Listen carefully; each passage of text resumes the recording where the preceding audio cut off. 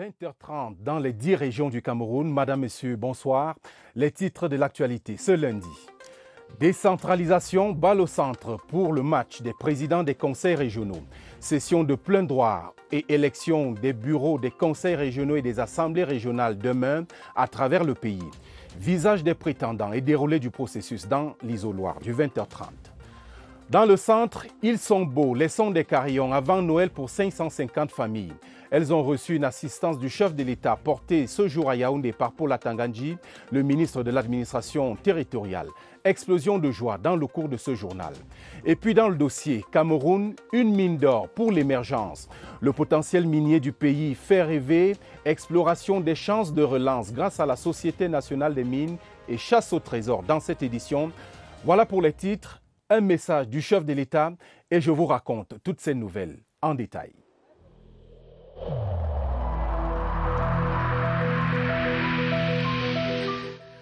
Il est essentiel que les mesures qui ont été indiquées soient absolument respectées par chacun de nous. Lavez-vous régulièrement les mains à l'eau et au savon ou à l'aide d'un gel hydroalcoolique. Restez à au moins 1 mètre de distance des autres personnes, surtout si elles toussent, éternuent ou ont de la fièvre. Si vous avez de la fièvre, de la toux ou des difficultés à respirer, consultez un médecin.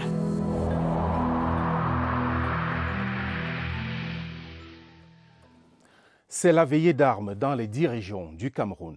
Demain seront élus les premiers bureaux des conseils régionaux. Une élection particulière dans le nord-ouest et le sud-ouest en raison du statut spécial de ces entités, mais également un scrutin avec des modalités et postes à pourvoir communs aux autres 8 régions. Oswald Medong. La fumée blanche est attendue de toutes ces premières assises. Des sessions ordinaires organisées simultanément dans les 10 régions du pays. Une fois dissipée, la fumée dévoilera alors la configuration des bureaux des conseils régionaux tant attendus. Les membres sont élus parmi les conseillers régionaux au cours de cette session que conduit le doyen d'âge assisté du plus jeune membre qui en assurera le secrétariat. L'élection se fait au scrutin de liste, secret et à la majorité absolue des membres de l'Assemblée régionale présents et votants. Dans 8 régions, exception faite du nord-ouest et du sud-ouest, le conseil exécutif régional compte 8 membres, un président, un vice-président, un commissaire chargé du développement économique, un commissaire chargé du développement sanitaire et social, un commissaire chargé du développement éducatif, sportif et culturel, 2 secrétaires et un questeur. Du fait de leur statut spécial, la donne est quelque peu différente dans les régions du nord-ouest et du sud-ouest. La loi dispose en effet que le vice-président, qui lui est systématiquement issu du commandement traditionnel, présidera aussi aux destinées de la House of Chiefs. Ceci, à côté de la House of Divisional Representatives, constitue exclusivement des conseillers municipaux. 5 commissions constituent cette dernière. Les mêmes prérogatives sont dévolues à la House of Chiefs, à la seule différence qu'on les retrouve toutes dans 2 commissions seulement. En se mirant le matin, certains se voient déjà présidents des régions. Ils ne s'en cachent d'ailleurs pas depuis l'élection des conseillers régionaux. Allez, on va regarder quelques figures. Ce sont des noms et des personnes que vous allez reconnaître, pour la plupart en tout cas, à visage couvert ou découvert. Ces candidats se disent prêts. Agnès Solange Abessolo. La région de la Damawa sera aux couleurs de l'UNDP et l'homme fort pressenti à la tête du bureau régional est un vétérinaire, le docteur Mohamedou Dewa. Dans la région du Nord, plusieurs noms circulent, parmi lesquels ceux de Amadou Eladj Bouba, ancien délégué du gouvernement auprès de la communauté urbaine de Garoua, ensuite celui de Mahoundé Tobi, directeur des affaires générales au ministère des PME. Dans la foulée aussi, l'on cite le nom du DAG du Minépia, Oumarou Ousmanou. Dans l'extrême nord, les pronostics vont en faveur de Adoum Garoua, ancien ministre de la Jeunesse. Dans le même temps, des noms reviennent comme ceux de Aman Diallo, Boubakari Abdoulaye, Daniel Kalbassou, ancien promoteur du Crédit du Sahel, ou encore Aman Gilbert, ancien directeur des ressources humaines à la CRTV. L'on parle aussi de la candidature de Gabaye Flem Ngari de l'UNDP, quoique minoritaire dans cette région. Des supputations vont bon train dans le littoral. 2 hommes en lice, d'abord le vétéran Inda Inda et le jeune Christian Mataga, puis 2 femmes, Evelyne Poudingolais, ancienne inspecteur général au Minesec, et Rose Yvette Yaka, magistrate militaire à la retraite. À l'ouest, l'on parle beaucoup d'André Siaka, ancien directeur général des brasseries du Cameroun, de Bernard Fongan et d'Emmanuel Noessi. Une candidature de l'UDC est également signalée, celle de Tomaino Patricia Ndamjoya. L'affiche en vue dans la région de l'Est met en exergue l'ancienne reine du 20h30, Anne-Marthe Votor, Blaise Moussa, directeur des affaires générales au Minfopra, et Daniel Ngwangele, ex-directeur général de l'INGS. Dans le centre, le nom de Gilbert Timiévouna, ancien délégué du gouvernement auprès de la communauté urbaine de Yaoundé, prononcé avec insistance, tandis que la candidature de Jules Marcelin Diaga, ancien gouverneur du Sud, est un secret de polichinelle. Quelques noms circulent dans le nord-ouest et le sud-ouest, comme le faune Angwafer de Tert dans la Mésame et un certain Moukoko du sud-ouest. Voilà un grand tableau au reflet ambitieux des candidatures annoncées. Et c'est un tableau que nous allons suivre avec vous demain sur toutes les chaînes et les plateformes digitales de la CRTV à travers une programmation spéciale. À 10 jours de la fin de 2020, nous ouvrons ce soir une série intitulée « L'année du président ». Premier arrêt, le secteur de la santé, le chef de l'État, vous vous en souvenez, s'est placé aux avant-postes de la lutte contre le coronavirus, ceci dès le déclenchement de cette pandémie au Cameroun. Carnet des actions et ordonnances du chef de l'État, Yves Marc-Medzo. 9 mois déjà, 9 mois que le Cameroun mène un combat sans relâche contre le coronavirus. Une pandémie qui a mis la planète entière à genoux. Mais à l'heure de l'évaluation, notre pays a fait mieux que résister, avec un président de la République qui, dès les premières alertes, s'est posé en bouclier pour son peuple. En effet, dès l'annonce des premiers cas, le président Biya va s'adresser à ses compatriotes sur ses comptes Facebook et Twitter pour sonner l'alerte générale et tracer les sillons de la riposte camerounaise. Une riposte endogène articulée sur un ensemble de mesures rendues publiques le même jour. Dans le même temps, le président Biya entreprend d'organiser toutes affaires cessantes de vastes mouvements de rapatriement de ses compatriotes en détresse à travers la planète. Le rapatriement et la prise en charge de ses compatriotes génèrent d'importantes dépenses au trésor public, mais pour le chef de l'État, l'humaniste protecteur, la vie des Camerounais n'a pas de prix. Conformément au protocole sanitaire en vigueur, des tests de dépistage Covid-19 sont imposés à tous les voyageurs à leur descente d'avion. Les personnes testées positives sont mises en quarantaine dans des centres spécialisés et des établissements hôteliers ou des logements sociaux. Entre mars et juillet 2020, 5 vagues de rapatriement des Camerounais se trouvant à l'étranger sont organisées dans 4 continents et une trentaine de pays. Au 31 juillet 2020, ce sont plus de 2600 compatriotes qui vont ainsi bénéficier de la bienveillance présidentielle, pendant qu'en interne, le personnel médical se plie en 4 pour donner au coronavirus une riposte conséquente. Après pratiquement 9 mois de lutte acharnée, le bilan est plus que flatteur. Déjouant tous les pronostics des adeptes du Cameroun bashing, notre pays enregistre l'une des meilleures performances au monde dans le cadre de la lutte contre le Covid-19. C'est dans ce contexte que le président de la République va signer le 3 juillet 2020 une série de textes portant relèvement de l'âge de départ à la retraite des fonctionnaires des corps de la santé publique. La même mesure est étendue à l'ensemble des personnels relevant du Code du travail. Une série d'actes qui ont valeur de vibrant hommage à ces fantassins de la santé, dont la bravoure est désormais citée en exemple aujourd'hui à travers le monde, dans une belle symphonie dont le président Biya est naturellement le centre d'impulsion. Rendez-vous chaque soir dans nos journaux pour revisiter les autres aspects de l'année du président. Du baume au cœur des déplacés internes et autres personnes vulnérables de la région du centre, un important don de matériel de couchage, denrées alimentaires et détergents a été remis à 550 familles résidant dans la région du centre. Le ministre de l'administration territoriale, Paul Atanganji, présidait la cérémonie à l'hôtel de ville de Yaoundé. Jean-Pierre Congé. Ils sont près de 2800 déplacés internes appartenant à 550 familles résidant dans le centre et 4 structures d'accueil de personnes vulnérables à bénéficier de ce don du chef de l'État.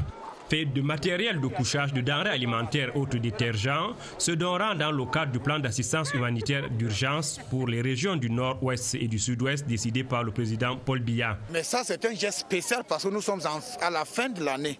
Et le chef de l'État, en tant que père de la nation, a pensé qu'il a des enfants des régions du nord-ouest et du sud-ouest qui sont dans une situation de détresse ailleurs.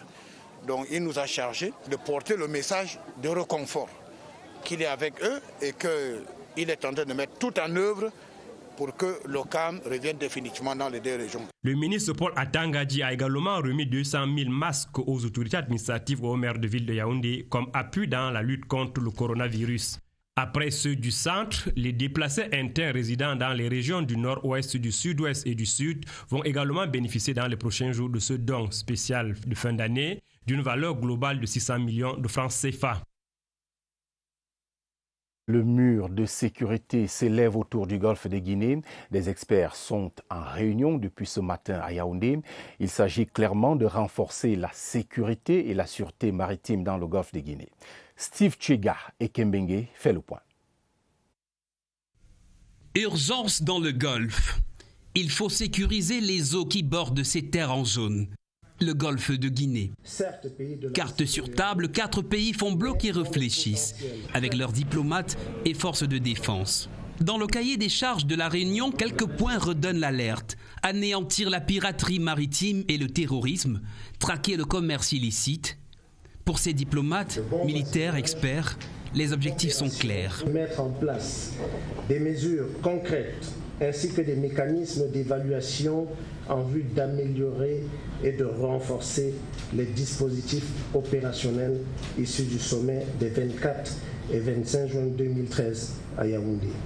Le Cameroun et ses voisins veillent donc. Et depuis ce rendez-vous, cette assise est la première réunion du comité technique des experts. Un protocole d'accord a été validé avant le mémorandum. Copie finale ce mardi. Tout baigne déjà pour ces militaires et diplomates. Comme disent les marins, vent debout contre le désordre en mer. Et s'agissant toujours de la sécurité, Kribi Label est plutôt rebelle au banditisme en cette fin d'année. Un gang spécialisé dans le kidnapping, les agressions et le vol vient de l'apprendre à ses dépens. Les malfaiteurs ont été appréhendés et présentés à la presse après un dernier forfait. Aveu complet dans cette reconstitution des faits, suivi par notre reporter Salvador Becha. Ce sont 5 malfrats réputés responsables d'une quinzaine d'actes d'agression, de vol à main armée, de viol et de kidnapping dans la ville de Kribi. Ils ont kidnappé Patrice Porte de nationalité française dans la journée du 20 octobre dernier au Golf Club de Kribi. Après investigation, le commissaire divisionnaire Raymond Mann et ses éléments ont mis la main sur ces hors-la-loi réfugiés dans le Mungo, région du littoral. Après avoir reconnu leur forfait, le chef de gang et son acolyte, Okoro David, ont conduit les forces de sécurité sur différents sites d'opération. Le scénario de l'enlèvement du ressortissant français, en passant par le braquage des domiciles et des camionneurs, tout y est passé. À Kribi, les populations qui semblaient avoir perdu le sommeil poussent enfin un ouf de soulagement. Olivier Mbiam Akom et ses complices sont désormais entre les mains de la justice. Eh bien, qu'ils y restent. Cameroun, berceau des richesses du sol et du sous-sol, comme vous le verrez dans le dossier de la rédaction ce soir. Tenez, 300 nouveaux indices miniers découverts il y a quelques mois seulement, en plus de l'existant. Le potentiel national en matière de mines fait tout simplement courir les exploitants. Exploration dans cette cartographie que nous présente Cyril Kingembepe. La loi de décembre 2016 portant code minier permet de classer les richesses du sous-sol camerounais en groupes. Nous avons les métaux de base tels que le fer, le nickel, cobalt, les substances précieuses et semi-précieuses, les substances énergétiques. Nous avons les minéraux industriels, matériaux de construction et enfin nous avons les ressources en eau. Les substances précieuses, l'or et le diamant sont présentes à l'est, l'Adamawa et le nord. Le saphir, le grenat, le rutile, le rubis et l'émeraude, semi-précieuses, sont enfouies dans le nord-ouest, l'Adamawa, le centre et l'est. Les métaux de base, le sous-sol en est partout pourvu. Aujourd'hui, les matériaux de base, par rapport à la cartographie minière établie, sont recensés dans quasiment toute l'étendue du territoire national. Les substances minérales sont recensées sur toute l'étendue du territoire. Les minéraux énergétiques, les hydrocarbures, le gaz, l'uranium font le bonheur du sud-ouest, du littoral, du sud, du nord et de l'extrême nord. À 80% cristallin, le Cameroun compte partout des carrières. Le granit, le quartzite, le calcaire, le marbre, la pouzzlane. Les terres rares, le sable et les sources salines ne tariront jamais. Le fer, la bauxite, le cobalt, l'or et le diamant sont à ce jour les seuls à faire l'objet de recherches pointues. Et pour tirer profit de ce potentiel minier, le chef de l'État a créé la semaine dernière la Société nationale des mines qui cristallise désormais tous les espoirs, une structure qui doit préserver le Cameroun de la malédiction du sous-sol. Voyons cela avec la bénédiction de Marie-Laurence Gay. Dans un délai de 3 ans maximum, la Société nationale des mines devrait donner au budget de l'État au moins 1000 milliards de francs CFA. Beaucoup de pouvoirs sont donnés à cette nouvelle société minière. Désormais, tout leur produit au Cameroun est centralisé. Au moins 300 kg d'or par mois sera centralisé et déposé dans les banques commerciales. Et ces banques vont donner des lignes de crédit. On a des grands projets miniers. Le fer de Mbalam, le diamant de Mobilon, le cobalt nickel de Lomier, la bauxite de Mini-Martap, le rutile d'Akonolinga et tout ça. Ces grands projets miniers doivent entrer dans le portefeuille d'une entité de l'État. On appelle des actifs qui permettent de mobiliser de puissants financements. La Sonamine aura elle-même le permis de recherche. Avec la mise en œuvre de cet outil, il sera question de chercher des partenariats stratégiques. Un décret qui valorise la mine de l'exploration à l'exploitation en passant par le traitement, la transformation, la commercialisation. Feuilletons à présent un recueil et je préviens les passionnés de vers qu'il ne s'agit aucunement de poésie, mais plutôt d'une somme de discussions menées pendant 7 mois dans divers milieux de la société impactés par le coronavirus. Les constats et propositions édités par l'agence de marketing Easy Group ont été présentés ce jour à Yaoundé en présence de plusieurs membres du gouvernement et du directeur général de la CRTV, Franck Evina. Coro Lenner, préfacé par le Premier ministre chef du gouvernement. Pour l'instant, uniquement disponible en version numérique. En disséquant le contenu du recueil, chefs d'entreprise, acteurs de la société civile et experts explorent les pistes de relance d'une économie grippée par la pandémie. Les différents secteurs, les leçons que le secteur du marketing, de la communication, du droit, de l'agroalimentaire, tout ce que tout le monde a attiré comme leçon se retrouve dans ce recueil afin que ça puisse servir un document de mémoire. Et l'une des choses que nous-mêmes nous avons vécues en tant qu'entreprise, c'est le manque de jeunes compétents sur les nouveaux métiers qui sont les nôtres. Des idées pour la croissance recueillies 7 mois durant à travers des forats d'échange. Ce qu'on attend aujourd'hui, c'est que le recueil qui sera publié dès le mois de janvier et qui est déjà disponible en version digitale puisse être lu, partagé au maximum. Un point d'honneur est mis sur l'industrialisation et le développement technologique. Invité spécial, le ministre en charge de ces secteurs, Gabriel Dodondoké, félicite les jeunes de Easy Group pour cette initiative qui tombe à pic.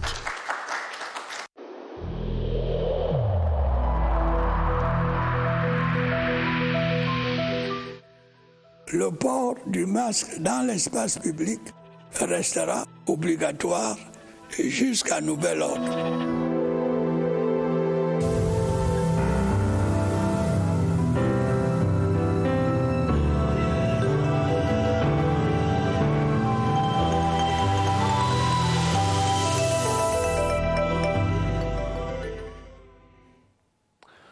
« 20 heures passées de 50 minutes et c'est le temps du coronavirus et de la riposte nationale dans le 20h30 de la vigilance pendant les fêtes de fin d'année. C'est une recommandation des autorités sanitaires qui rappelle ce soir les bons gestes pour éviter la propagation du virus. Vous l'entendrez vous-même dans un instant seulement dans cet entretien d'Évariste Eyenga.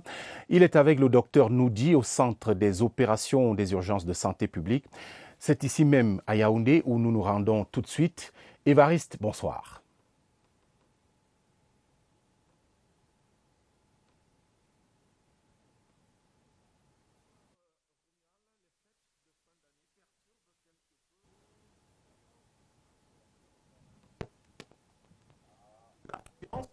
l'on peut observer dans les lieux publics et même dans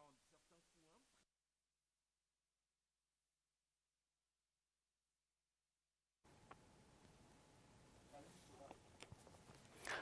Eh bien, nous avons, comme vous l'avez vu, quelques problèmes de son avec l'intervention en direct d'Évariste Yenga. Cela peut arriver en situation de direct.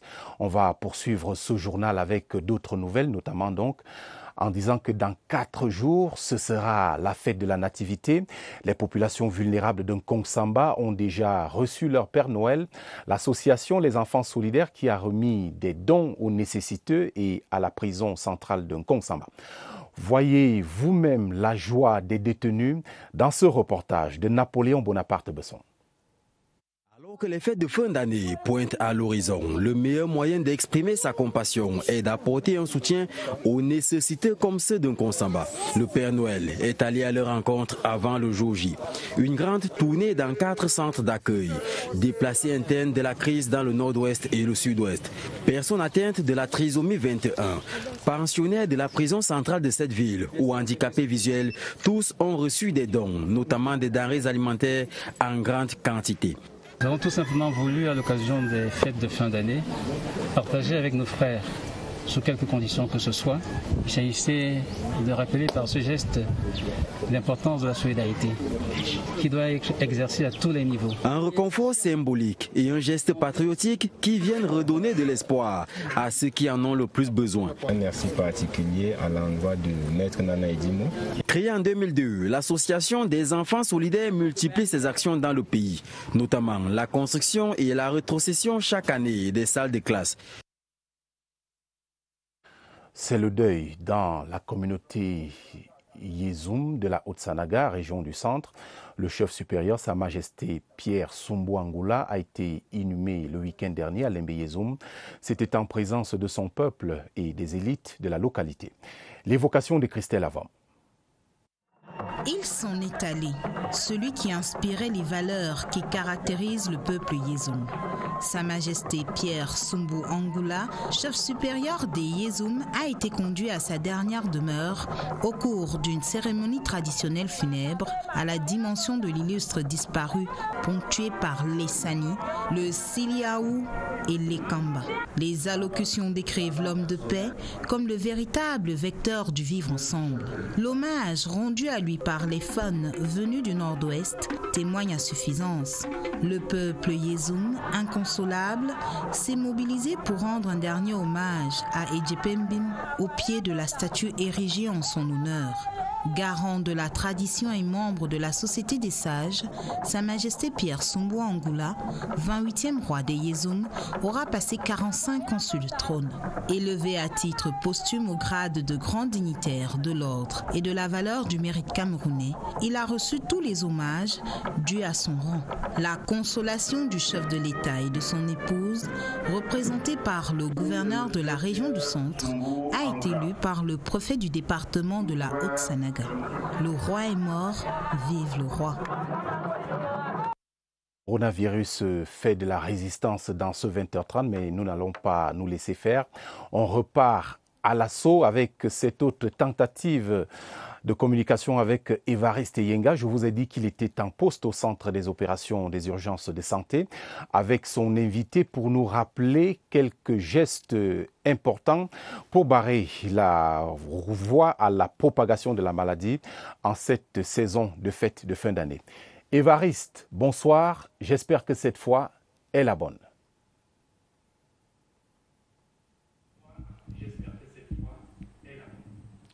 Bonsoir Romuald, c'est la bonne cette fois, malgré la résistance que présente le coronavirus Covid-19. Vous l'avez dit tantôt, coronavirus Covid-19 qui s'apprête aussi à opérer une autre résistance pendant la période de fête de fin d'année. Docteur Noudi, si on prend l'exemple de Yaoundé, en fait, Yafé, c'est une forte mobilisation humaine, c'est une forte concentration de personnes et donc de brassage. Comment on gère le Covid-19 en ce type de période-là? Voilà, donc il faut déjà qu'on reprécise que la capacité adaptative de chaque personne, de chaque communauté devant un problème conditionne la bonne gestion. Nous sommes devant une pandémie Même pendant les festivités, nous ne devons pas perdre cela à l'esprit. Nous devons continuer à respecter toutes les mesures barrières, peu importe la festivité qu'on organise. Donc, on doit pouvoir assurer l'hygiène des mains si on organise une festivité en mettant à disposition de toutes les personnes qui arrivent la solution hydroalcoolique, des points de lavage des mains. On doit s'assurer que toutes les personnes qui arrivent dans la mesure du possible vont respecter les mesures barrières, également comme la distanciation physique, et être même très fort, élever le ton pour que si on organise une festivité, des personnes arrivent sans port de masque, on les refoule à l'entrée. C'est lorsque tous ensemble, on va mettre à contribution tous les efforts pour continuer à respecter les mesures barrières, même pendant les festivités, qu'on va réussir à bien infléchir la courbe épidémique de cette maladie. Mais il y a un problème, il se laisse déjà entendre dans l'opinion pour certains que le Covid-19 au Cameroun, c'est terminé. Comment, dans ce contexte-là, on réussit à les convaincre? Non, là, c'est pour des personnes qui ne veulent pas écouter la hiérarchie. Donc, la hiérarchie mentale jour et nuit que le virus circule encore. Et c'est le même message que nous passons ce soir, le virus circule encore. Nous devons garder les bonnes attitudes, notamment le respect des mesures barrières. Nous ne devons pas relâcher. Merci à vous, Dr Simon nous dit le virus circule encore et toujours. Il y a lieu donc de rester vigilant. Je le dis à la suite des autorités sanitaires ce soir. Merci Évariste. Et pour rester vigilant, une seule chose rappelée ce soir, c'est le respect des mesures barrières. Les affaires ne manquent pas en cette fin d'année et vous pouvez, si besoin, recourir au service d'un avocat. À Yaoundé, le cabinet Essimi vous ouvre ses portes. Il vient d'inaugurer son siège au quartier Golf, ici même dans la capitale. Allons à la découverte de ces locaux sous la conduite de Awa Issa de CRTV Centre. Immeuble abritant le siège du cabinet Essimi, avocat à la cour et à l'international. Un joyau architectural bâti sur 300 mètres carrés qui se dresse majestueusement au quartier Golf à Yaoundé. Un ouvrage à 2 niveaux, créé selon les standards internationaux, avec toutes les commodités requises pour le confort des clients. Au niveau du 2e étage, vous avez un bureau où je reçois les personnalités. Et il y a un bureau et mes clients, vous avez la salle de réunion. Je voudrais parler particulièrement de la bibliothèque. C'est la seule pièce qui a été construite avec le parquet au sol. Ce cabinet est le reflet de la personnalité de Maître Essimi. 23 ans sous la robe, l'avocat de renom a voulu implanter sur sa terre natale un modèle type de cabinet d'avocat. Dans la profession d'avocat aussi, on a des leaders, on a des personnes qui peuvent montrer l'exemple, montrer le chemin à suivre. C'est surtout pour créer de l'émulation pour les jeunes générations. Une réalisation qui a reçu l'onction de tous ses pairs. Nous avons l'illustration de ce que nous attendons au Conseil de l'Ordre. Le rêve fou s'est réalisé pour le grand bonheur de la famille. Je voudrais donc féliciter le promoteur, en même temps que j'invite les autres membres de la profession d'avocat à suivre cet exemple. Ce bâtiment sorti des terres a la vertu de rapprocher la justice des usagers qui y trouveront professionnalisme et accueil décent. C'est en outre un lieu de vie où le client est roi et aussi des compétences qui font de la notoriété du maître des lieux. Un avocat tel que l'a décliné la chorale Glorieuse Voice, dont l'hymne à l'avocat a été salué par tous. Plaidons à présent la cause des tableaux sur l'histoire du Cameroun depuis la période des explorations. C'est le contenu d'un vernissage que vient d'effectuer la Fondation Afrique Avenir International. C'était au musée maritime de Douala. Une succession de 67 tableaux dévoilés vendredi dernier. Reparcourons cette fresque historique avec Léon Bertrand Tanéfo. La division en séquences et la multiplicité des tableaux canalisent le regard et la pensée dans le sens de la vérité historique. Une vérité galvaudée dans plusieurs manuels qui présente moins la grandeur, la bravoure des patriotes et l'organisation du Cameroun avant la période coloniale. Les 67 tableaux des 5 séquences se donnent pour mission de relever les non-dits de l'histoire du Cameroun depuis le XVe siècle pour faire triompher la valorisation de la mémoire collective. Nous, aujourd'hui, au Cameroun, on répond par cette exposition. Nos objets d'art n'ont rien à faire là-bas. En prenant ces objets d'art, en mettant ça dans des prisons, là-bas, et nos populations n'ont pas accès à leurs références. Cette exposition montre que non, attention, quand il y a la volonté, on peut chercher et on peut savoir et mettre à la disposition.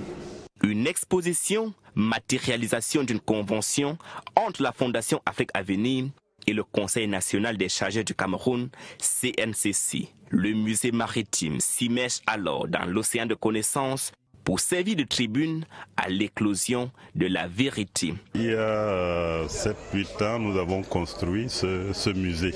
Dans ce cadre-là, nous contactons tous ceux qui, dans le domaine-là, peuvent apporter quelque chose qui puisse aider ceux qui visitent le musée à sortir avec des connaissances nouvelles.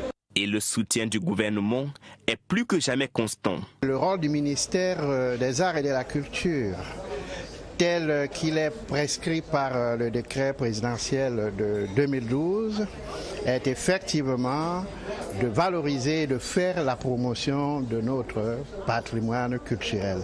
Des faits historiques consignés dans des livres pour résister à l'usure du temps. Une invitation au voyage dans la page spéciale Chan 2021, la plage de Limbé, le site des esclaves de Bimbia et le mont Cameroun à Boya sont des points d'attraction touristique des deux villes hôtes du groupe D de la compétition.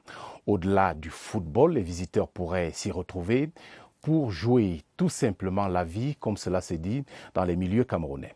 Découverte en compagnie d'Évariste Yenga. Carrure puissante, déplacements lestes et acrobatiques, c'est le spectacle que ces gorilles, chimpanzés et singes offrent aux 2500 visiteurs par mois de ce parc zoologique au cœur de Limbé.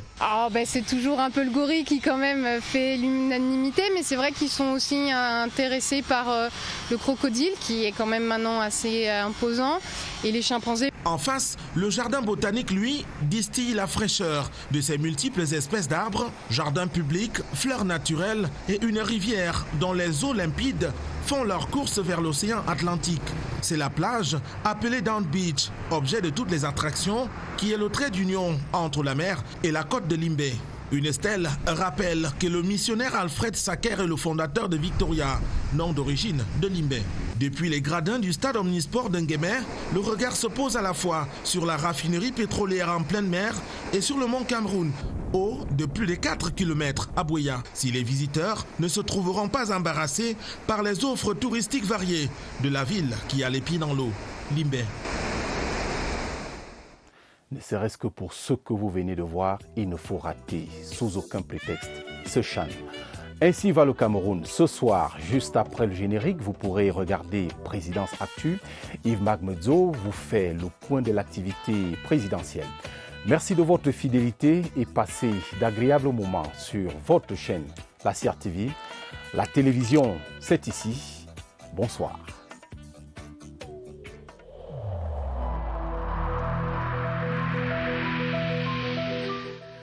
Évitons de stigmatiser ceux qui sont atteints par la maladie.